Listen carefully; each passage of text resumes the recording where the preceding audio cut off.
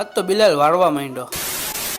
તો hello guys, મારા mini બ્લોગમાં તમારા બધાનું સ્વાગત છે. આજ તો ગેબનસા બાપુનું હતું ઘુસલ, એટલે અમે બધા આવી ગયા ઘુસલ શરીફમાં. ઘુસલ શરીફ પટી જાય પછી દર ફેરી જેમ આ વડે બી નિયાજ રાખેલી હતી ગાંઠિયા ને પછી આવું કાંક ટ્રાફિક હતું, ફૂલે ફૂલ ટ્રાફિક હતું, કેમ કે સવારના 6 વાગી ગયા હતા અને બધે નિયાજ કોને કરી હતી તમને એનો આયોજકનું નામ દઈ દઉં. સાજિદ બાપુ ને હેન્ડલિંગ કરવામાં 110 ગ્રુપ હતું. ને પછી અહીંયા દૂધનો પ્રોગ્રામ હતો શાનદાર, દૂધ ગરમા ગરમ દૂધ ચાલુ હતું. પછી અહીંયા દૂધ બ્રેડ નો પ્રોગ્રામ હતો. દૂધ બ્રેડ કોને રાખી હતી એ તમને કહું. બજારમાં કાદરી ચા છે, અલ્તાફ બાપુએ દૂધ બ્રેડ રાખી હતી. ને પછી પાછો અહીંયા આવી ગયો, કેમ કે અહીંયા ગાંઠિયાનો સ્ટોક ચાલુ જ હતો, કેમ કે મને લઈ ગઈ ભૂખ, એટલે મારે ગાંઠિયા ખાવાના હતા. પછી તમે કોઈ નવા જોતા હોય તો લાઈક, ફોલો, સબસ્ક્રાઇબ અને શેર કરી નાખજો. એ આજ લીલા લેર મારે મીઠી મીઠી લેર છે,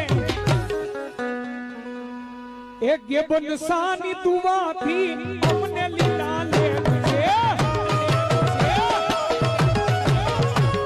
એ ગેબન સાની દુવાથી અમને લીલા લેર છે,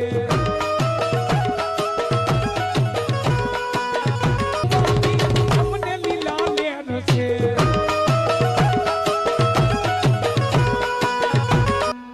એ ગેબન સાની દુવાથી અમને લીલા લેર છે.